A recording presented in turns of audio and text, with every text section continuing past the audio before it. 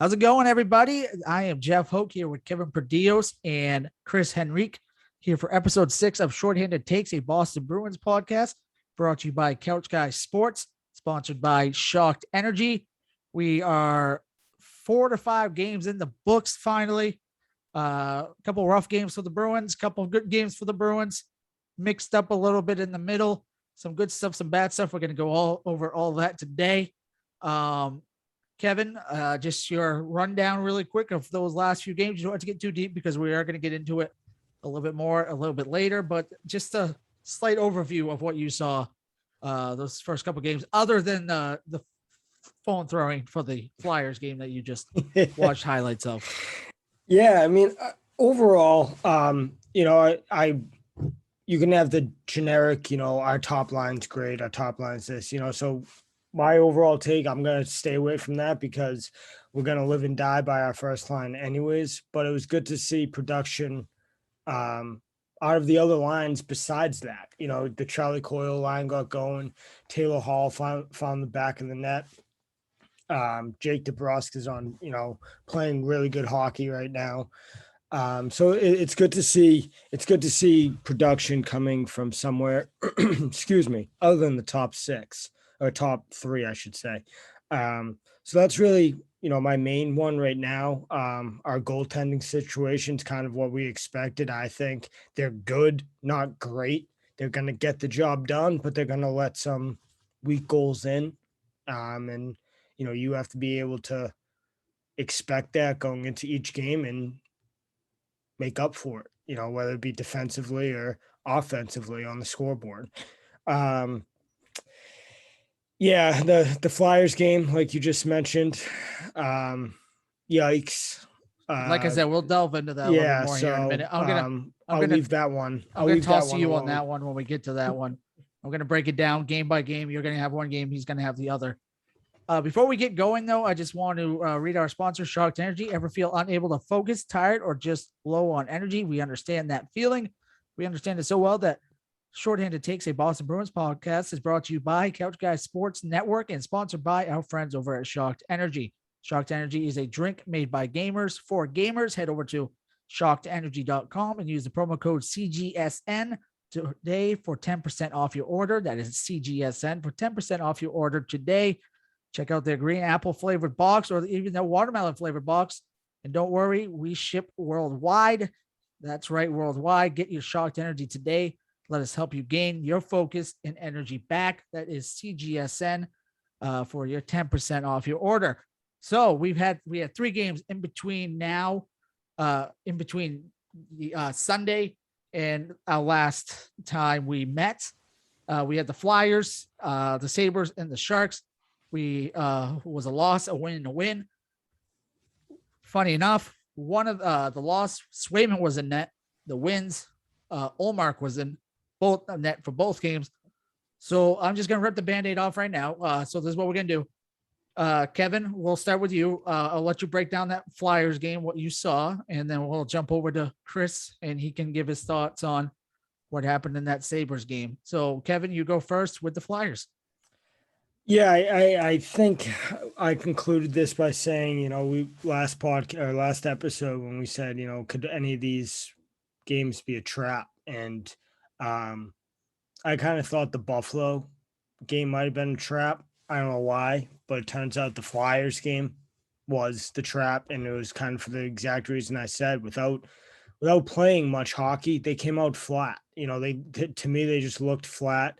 They're a better team than the Flyers. Like, they have the talent to, when you do come out flat, you can stay afloat against a team like that, but you can't against, the top 5 teams in the league. And that's the issue. For me, they came out flat. Obviously you gotta be ready to go. I know they let the Flyers score first. To me, that means a whole lot. You got to be the one that's lighting the lamp first. You got to kind of, throw that first jab at them before they can really respond and know what is coming back at them. The end of the first period, I think, is when everything kind of went south for me. They allow a late first period goal I think it was like 10 seconds left, and they allowed the Flyers to score. Transitioning right into the second period, the Flyers come out and score again within 2 minutes of starting the second period. And it's just kind of like that those two things really can't happen. You know, you can't allow last minute goals in hockey. It sends a sour taste going into the locker room, and then you don't respond by that, but you just kind of sit there and take it, and they score another one within 2 minutes. That's a tough hill to climb. I know they tried to battle out of it, and it just can't happen. It didn't happen, and that's kind of how you fall down 6-3. Swayman just flat out needs to be better. Flat out needs to be better. He's a rookie. We get it, or he's young. We understand he's going to have these types of games, but those third period goals that made it 4-3 and then 5-3, you got to have those two. You know, you got to make a stop at least on one of those. I thought the one push it to 4-3 was really bad. The 5-3 one was just as bad. He has a clean look. No one's in front of him really. It's not tipped. It's just, you know, at that stage of the game, you know, your team's reeling. You've got to come up and make a stop for him. And I think Swayman's a good goalie. I think he's getting his lumps now, and that won't happen down the road. But you got, that's what separates a good NHL goalie from a backup or, you know, an elite NHL goalie.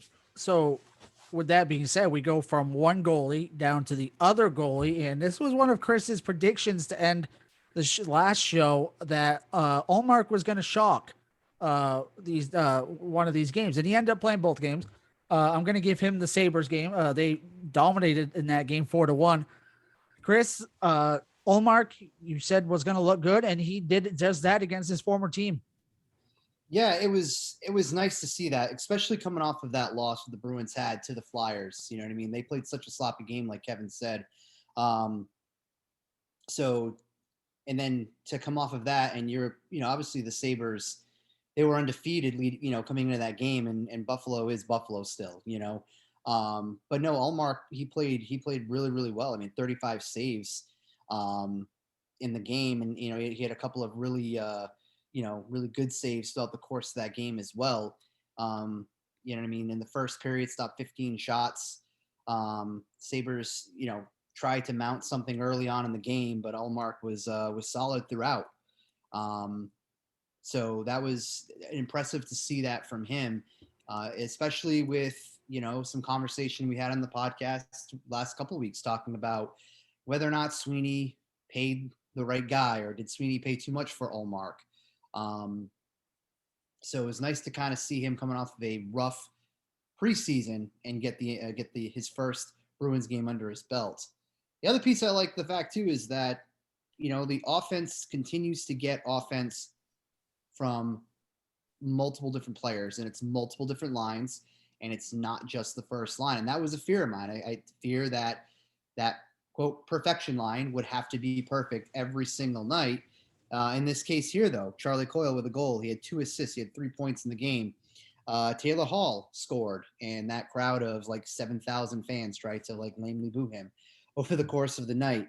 Nosek with a goal. Pasta with a goal. And that was another thing we talked about when we talked about the prediction for the week. Players who needed to get going. David Pastrnak was one of those guys, and he showed up this past week. So I think the biggest thing out of all of that between that game, though, is just the difference that Brad Marchand is making on this team, too. He's red hot on that ice, whether it's, getting the puck to the back of the net or just, assisting. He had 2 assists just in that game alone, 18 minutes of hockey time. So Marchand continues to be one of the biggest difference makers, especially on that first line. Now what we need is for Patrice Bergeron to kind of get going now and start to, bring that production heading into week 3 of the season. You bring up David Pastrnak, and in those last 2 games, he scored a goal in each game. I call it a little bit of ravioli for the goalie, is what we call it on our radio show. going up to you now, Kevin, for the Sharks game, that last game of the weekend set that they had. They dominated in that first period, and in that second period until about the third period. Ullmark looked good, and then obviously they were up 4-0, 4-1, and let up a couple goals. The final score was 4-3, though. Break down a little bit what you thought of that game. Obviously, the offense, like Chris said, came to play this weekend. Yeah, like you said, that 4-1 going into the third. You kind of look at that as, okay, you have the comfortable lead. You're here, you hold it, hold that lead. Don't let that slip away. Don't let it, don't give them any sense of hope. Don't sleep on San Jose. They're a good team. They're 4-1 right now. The Bruins are 3-1. So, they're a good team. Don't sleep on them. So if you give a good team hope, they're going to keep capitalizing. And I'm not going to lie, when they scored those two third period goals, I got a little nervous. It's like, guys, all it takes is a bad bounce, all it takes is a bad bounce. And now a very winnable game that you had in hand, you gave the momentum to the other team and they're going to capitalize on it. So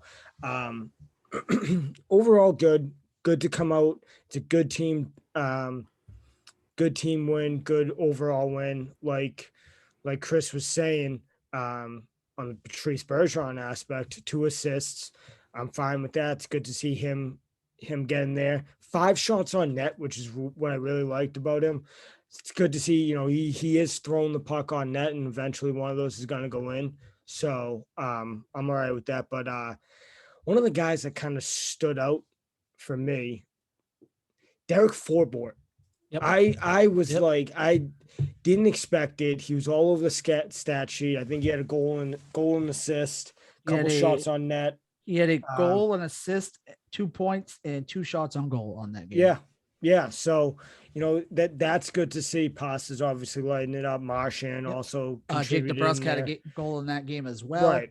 So, and not to take away, but also on the defensive front, Carlo's getting his shots off. 3 shots on net. That's good to see. But I was impressed. I thought there was some weakness down the end. I thought a couple of those Sharks goals, could have been stopped and should have been stopped. But a win's a win, and we'll take it and move on. Yeah, and so Chris had to step away for a quick second. So we'll stay on the topic here for a little while before we move on. We talked about, I don't know if you heard the interview he had after, I think it was the Flyers game, when he was asked about being on fire right now. And Brad Marchand said that he feels like he could be better, but he also is feeling a little bit tired. Yeah, I'm confused by that. That's he, and I don't know, like, I'm still trying to decongest that, I guess. Like you're what, 5 games in, 4 games in. Yeah. Why are you tired?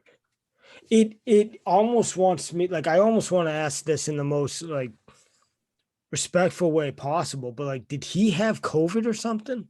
Like, what does he mean by tired? Like, when he's on the ice, he's tired, or is he just like, I have no energy right now? Like, I guess that's what I didn't know. And when he gave the press conference, for what I saw, there wasn't much, to that whole thing. He just said he was tired, and he wasn't feeling himself out on the ice, but he was getting his energy back. I was very confused by it too. I didn't really know what it meant at first. I still don't know what it means. I was on the same page as you. Maybe he had COVID, and maybe it's affecting him a little bit. I'm not sure though. Obviously, it's something probably we won't know, but it's an interesting tidbit because he's been on fire lately. I think he has a goal in each of the games they have played so far. Maybe one he hasn't had one yet, but he looks really good out on that ice. But yeah, let me, so let's say it's conditioning tired, right? Like, he's just not back in fully hockey shape, which is concerning in of itself. How are you not in hockey shape. But let's go down this road. The stats don't back it up. He seems to be fine. Like if he didn't say this comment, we wouldn't be talking about this. We would think he's perfectly fine. But to further the conversation, if he's not fully conditioned, do you bump him off that first line for a couple games until he gets his feet under him? Maybe put a guy like DeBrusque up there with him. Just let's see what happens. You know, I know you're kind of moving pieces and moving chemistry around, and you don't want to do that, but is that a conversation to be had if he's out of shape? No, it definitely is a question that needs to be talked about, and it hasn't been. I feel like it hasn't been talked about enough. That's the only time I heard it was in his press conference. I hadn't heard anyone talk about it. No one like Haggerty or Marinovsky or Fluto or anything like that. So I was kind of shocked by that. Also, I will get into it a little bit. We talked before the show about this. Linus Ullmark's performance, we talked about a little bit during a recap of those last 3 games, and he played well those 2 games. Gave up a couple goals towards the end of that Sabres game. Has the performance of him changed your mind any? We all said that we thought Swayman was going to be the guy to start the season, and we'll see where it goes. Has it changed your mind any, the way that Linus Ullmark has played to where Swayman might be taking the back seat here? No, not really. You know, he's kind of been up to what you expect. You know, you knew he was a solid goaltender. He, you know, to be 500 in Buffalo, you know, that says something in and of itself. You know, that you know, it means you're doing something right, and you're a solid goaltender. And I think these last couple games just proved it. He's a good goalie. He's not elite, but he's a good goalie where you can rely on him to win you a couple games. But, you know, an elite goalie to me, like Tuukka Rask, you know, he'll win you a dozen games over the course of a year. Ullmark may win half a dozen or, you know, 5. He may just, you know what, hey, I'm feeling good today. I'm going to come out and stand on my head. You know, so that you knew he's a solid goaltender that can keep you in games and help win games, whereas an elite goalie can flat out just take over a game. And Rask has that ability, but, you know, Ullmark is what I think we expected coming in. Good goalie, lets up some weak goals here and there, but, you know, you don't expect to be Tuukka Rask 2.0. He seems to have a good demeanor about this whole thing too. And when I say him, I mean Linus Ullmark, and he was very supported after the game where Swayman got lit up for those 6 goals, where he said the sun will always come up the next day, pretty much. And then he basically took a shot at Buffalo and said, no, except in Buffalo where it's always raining and all that stuff. And Zach Jazero, our resident Sabres guy, did not approve of that. But anyway, Chris, I like that though. I like that. You know what I mean? Like I like that from all fronts. You know, that's the approach you have to have when you have a shit game like you just came off of. You got to move on. Just, you know what? There's nothing really to like. It's just a bad day. You got to think about it for 5 seconds, forget about it, and move on. Tomorrow's a new day, and then Buffalo is just a shithole of a organization. So yeah, anything you want to say to bash them, I'm all on board for.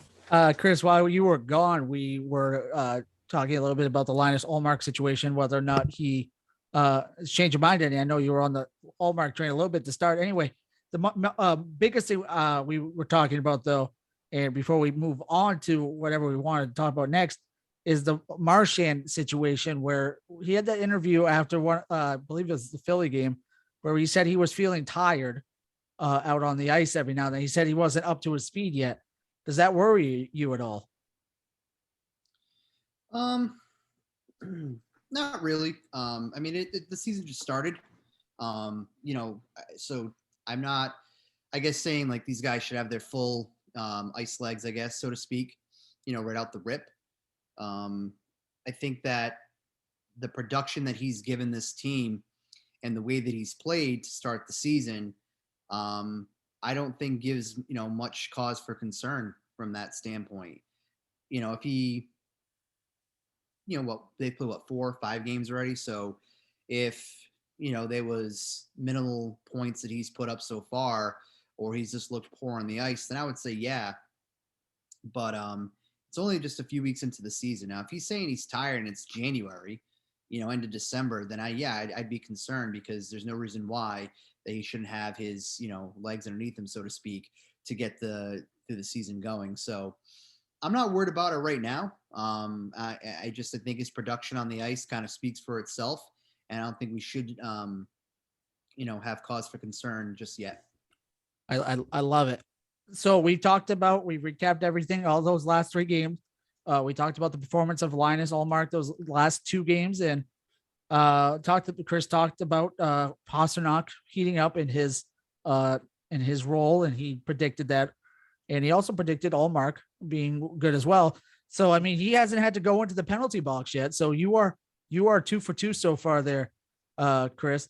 Kevin, I'm going to let you go on this one. You had Jake DeBrusk having a multi-goal games. I'm gonna let you out of the penalty box on this one though. I'll give you a freebie.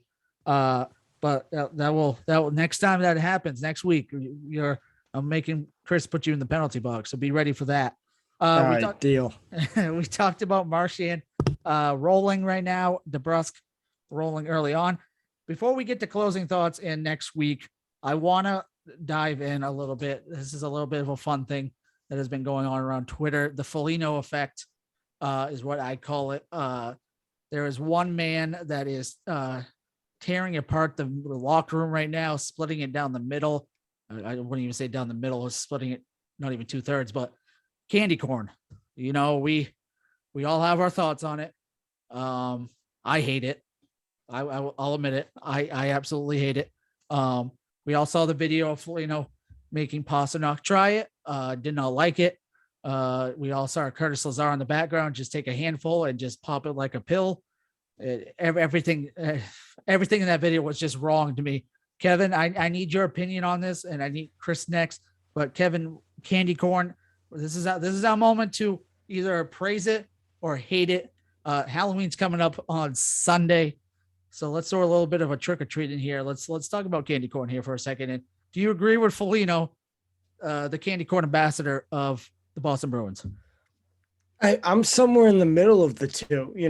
I'm not Pastrnak where I'm like, oh, this is gross, but I'm not Foligno where I'm gonna shovel a handful of it in my mouth at once. It's I guess my stance on it, if it's there, I'll eat it, but I'm not going on my way to buy a bag of candy corn. It's grossly overrated. Like, people love it, and I'm like, I don't know how you can love this. It's good, but it's, I can name a dozen other candies that are way better. And I'm like on the fence. I'm Tony Maz in this. I'm just kind of, nope. I'm not saying anything to get myself in trouble here. We talked about it a couple weeks ago too when it first came out, and you said Peeps were disgusting and all that stuff. Oh, I hate Peeps. Peeps are gross. That's the Easter version of candy corn, is what I call it. Chris, I know you have a strong stance on this one. I can see you ready to go. What's your side of the candy corn debate on this? So earlier in the day, through the Couch Guy Sports Twitter handle, there was some conversation about candy corn, and I commented in saying that only psychopaths like candy corn. As a kid, wouldn't touch it. And I would say I didn't like it, but I never tried it. But as an adult, right? To Kevin's point, I'm not going to CVS. You turned into a psychopath. Yeah. I'm not going to CVS and be like, you know what? I need to get me candy corn, right? I'm not doing that. But it's like, you get the marshmallow with the vanilla, but you don't expect it to taste like that because it's orange and it's yellow. It's a very confusing flavor in your mouth. I don't mind it. When I was at a work conference last week, and there was 3 bowls on all of the tables and had candy corn. I said to my boss, I'm like, like, why do you get candy corn? Like, out of anything you could have chosen, anything, you could have got Twix or Snickers or Milky Way or Give me M&Ms. Give me M&Ms in a bowl. Like M&Ms in a bowl is like perfect. Instead, you chose candy corn. He's like, oh, well, I thought it was Halloween. So I nibbled on some candy corn. Wasn't bad. It kind of hit a little bit for me. So I don't mind candy corn, but I'm not going out and like picking up a bag because I just want to, sit on the couch and catch a game and just munch on some candy corn. That's some psycho shit. That's a psychopath move. Yes. If you do that, you are a grade A psychopath. It's the Werthers to what the old people eat, and candy corn would be the young adults version of the Werthers. Unless you guys are a fan of Werthers, we're not going to go down that road yet. I don't know what a gross candy is besides Peeps. And maybe this could be like a season thing. We just say, well, like, this seems like a season podcast thing right now. Circus Peanuts. What the hell is that? You never had Circus Peanuts before? Circus Peanuts. It's like a. Oh, are those gummy things? Yeah. Are they like? Oh, yeah. Those things are terrible. So they're kind of like, they look soft, and then when you go to like bite into it, they're not really soft, and they're like pink or they're white or they're orange. Yeah. It looks like it just looks like I should throw that shit in a box when I'm shipping something on eBay. That's going to pack, the item that I'm shipping out on eBay. Like, so probably could use them if you wanted to. I would go and munch down on the candy corn before I'm having the circus peanut. And I just Googled them. I'm looking at circus peanut and they're just no. They don't even look appetizing. Not at all. Like candy corn can trick you visually. So before we move on, since we're in the holiday spirit here, if you want to call Halloween a holiday, let's each give our favorite Halloween candy you got as a child. I don't know if I back in your hometowns. I know this wasn't a thing for me. We didn't get full size candy bars back in my towns. I wasn't part of that community. I wasn't part of the cool communities that got full size candy bars. I don't know if you guys were or not. I know you guys are both from Massachusetts. I don't know what your neighborhoods did, but if I had to pick a favorite candy when I was a child, it's probably going to be M&Ms and or Kit Kats, because those were just the little bite size. You get two, snap in half. Yeah, no, those were my go-to as a child. Kevin, what was your favorite candy? And please tell me you got full-size candy bars as a child.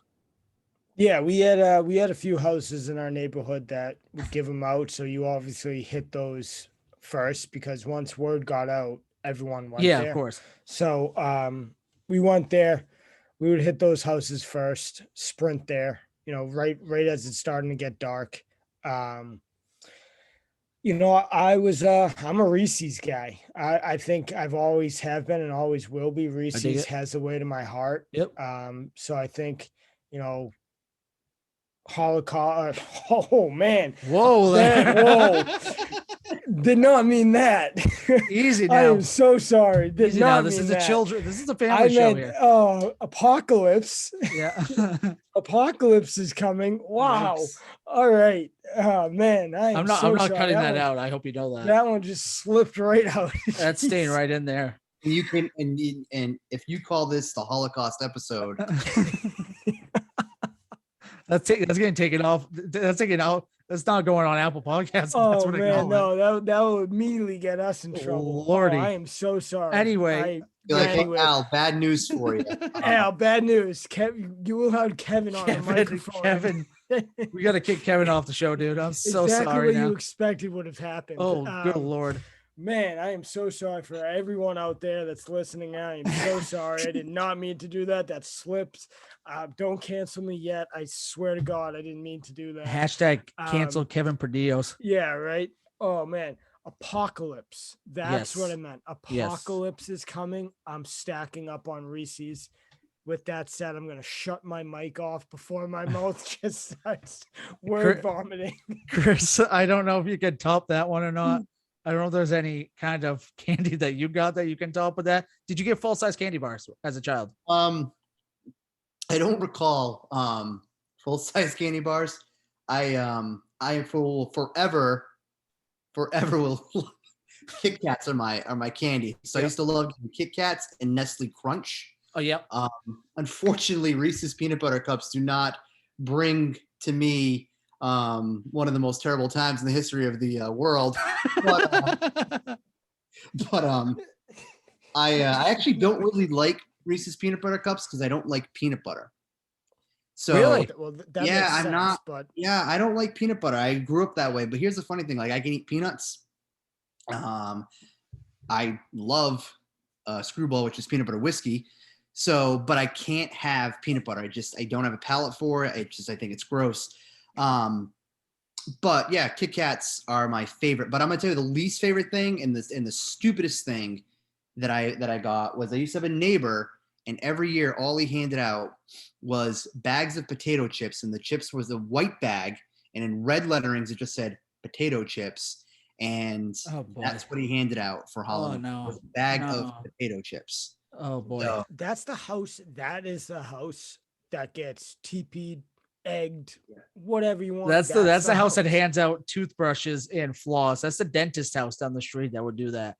Yeah. Anyway, oh, man. we're gonna move on now. We're 25-30 minutes into the show. We're already talking about the worst history in the world. We're gonna go to the next recapping of the next week before we close this out.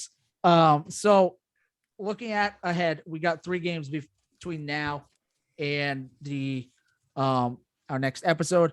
we can't even, like take a clip of that either and like drop that out on Twitter for you to listen to the podcast, because even though it's funny, like you could even like snip that and be like, yeah, Reese's peanut butter cups remind me of the Holocaust. Like I don't even know if you could put that out there as like if you snip that clip and we just threw it out there. I think maybe we should. I mean, I think I caught myself halfway through it. Like You did. No, you did. Wait a No, you minute. said hello. And we both, Chris and I both knew where you were going with that. We both knew what you were about to say.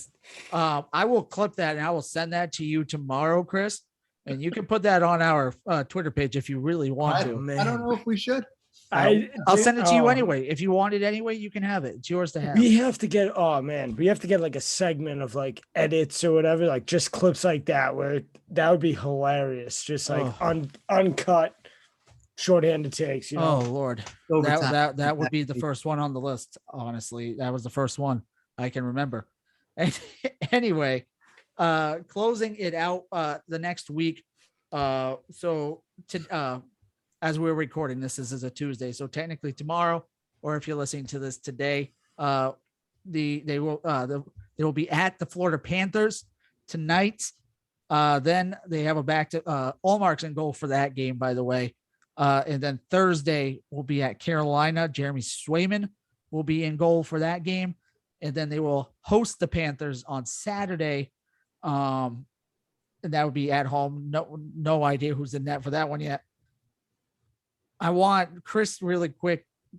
Are these tough matchups for the Bruins? Are they going to be able to overcome any of these, sweep them, lose all 3, or what's the best prediction that you can give for these next 3 games?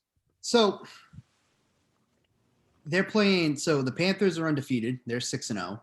The Hurricanes are undefeated. Also, Hurricanes, their social media remains undefeated. Really quick. The social media is fantastic. Did you see what they did after the Kokonaiman thing? Yeah, dude. That was great. Just to set up that website and just immediately after that game against the Canadiens was over, when Montreal went down, they were down 0-5 at the time. They'd won a game since. Yeah. Still sticking to the fact, by the way, guys, that the Canadiens will not make the postseason. They won't make the playoffs. Currently sitting at 1-5 with 2 points on the young season, 6 games in. Anyway, here's my cause for concern versus the other side of it. The Bruins looked really good against San Jose, and then the bottom started to fall a little bit towards the end of the game. So the Sharks came into that game. They were playing really, really solid hockey, and the Bruins, they turned it on early, but again, kind of like fell, they didn't look as good, hot towards the end of the game. The Bruins could play that same intensity against the Panthers and then the Hurricanes this week, and kind of course correct the end of the game, and that comeback that the Sharks are putting up against the Bruins. Great. And the Bruins are going to still need to get consistency, but they're also going to need to get goal scoring from all 4 of these lines. 3, ideally. The 4th line should be there to change the pace. But if they can continue to get other players involved, then I think they will go and I think they could go 2-1. I don't want them to go 2-1. I want them to actually sweep these three teams. Because I think these two teams rather, because I think if they could come out, sweep the two undefeated teams that are left, I think that goes and kind of shows that this team early on, they can step up to the challenge against the tougher teams in the league right now, but then they can also take care of business with the teams that suck. So yeah, I think the Bruins can, take the next three. We're going to need to see Ullmark continue to move in and elevate his game, and like he did against the Sabres. And Swayman needs to have a better game than he did against the Flyers. I get he's young and it's going to happen. There's going to be bumps in the road. But I think that if he can have a good game and limit the damage, and the defense can play well in front of them, I think the Bruins could sweep these two teams. So I fully anticipate the Bruins going 3-0. And then if you want, I guess I'll get my random hot take. Yeah, so go ahead. Yep.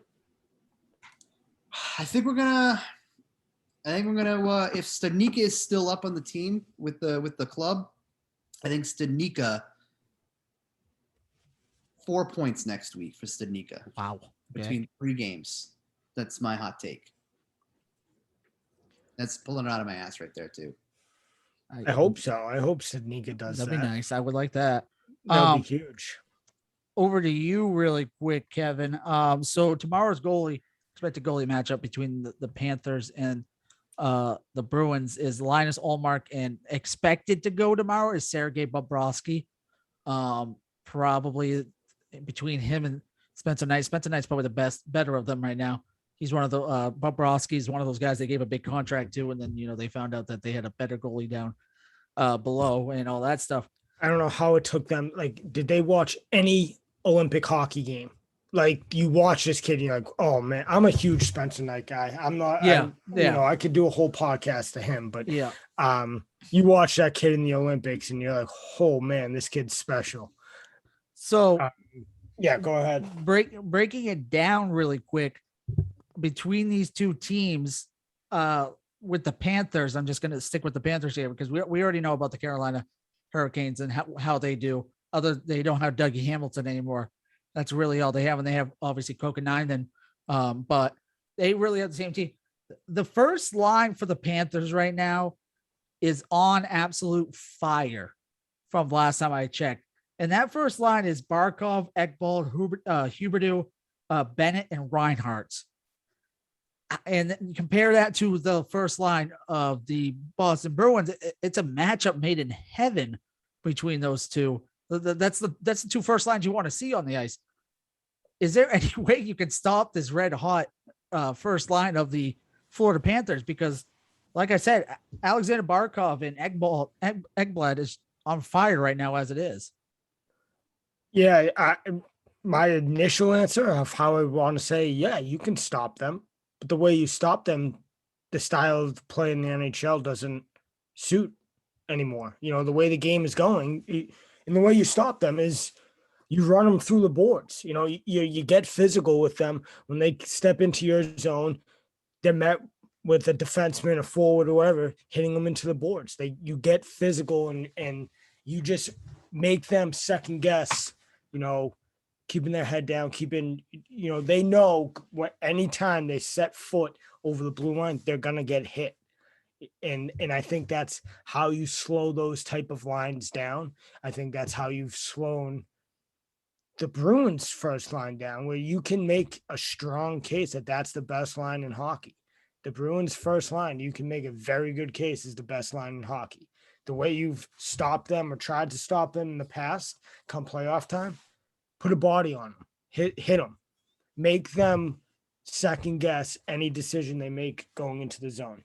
And, but without that, yeah, I think there is a way, and it's make them earn every inch, earn every inch of ice they get, especially in the offensive zone. I think Carlo plays a huge role in that. You're probably going to be the biggest guy on the ice. You gotta step up, force them to the corners, keep them away from the middle of the ice. Fundamental stuff that good teams look to capitalize and good hockey players look to take advantage of, but you got to make sure we're clearing out the front of the net. You know, if they want to come in here, they're going to be put on their ass real quick. So Yeah. So looking ahead for you now, obviously, Chris expects them to go 3-0. What is your expectations for them? And if I had to guess, at home on Saturday, it's going to be Swayman versus Spencer Knight. If I had to guess, I could be very wrong though. I guess it will all depend on how Swayman does on Thursday. But if I'm guessing, it's going to be Spencer Knight versus Jeremy Swayman on Saturday. What is your expectations for those next 3 games? And while we're at it, what is your hot take here for the Bruins between now and next Tuesday? Yeah. So for me, looking at these 3 games, the season starts now, right? This is you're in it. You're getting into the thick of it now. You're facing 2 very good hockey teams. Florida's not surprising anyone. Everyone knew they were good. I said it on our first episode. I think they're a lot better than people are even saying. They're beating some very good teams. They're undefeated. Their average goals allowed is 2, which is very good. They've scored 4.5 goals a game. So they're putting the puck in the back of the net. A lot is to do with that first line, but same can be said about the Bruins. Slow down that first line and we might be all set. They beat very, very good teams. They're not a fluke. This is legit. They're a legit hockey team. They've beat Tampa, Pittsburgh, the Islanders, Colorado, and then if you throw in the Flyers and the Coyotes, they're taking care of good teams. They're not just beating up on bad teams. So I think the Florida Panthers are a very good test for us. And then you throw it over to Carolina, and it's the same way. A little bit weaker of opponents that they face, but they're still undefeated. They're nothing to scoff at. You got to come in there and take care of business. I expect to go 2-1. I think one of these games gets away from us, whether it be at Florida or at the Bruins or Carolina as well. I think we overall usually play well against Carolina, especially in years past. So I don't expect that one to get, away from us. I think one of the Florida games will split with them. But my bold prediction. All right. My bold prediction is Ullmark's going to have a shutout in one of these games.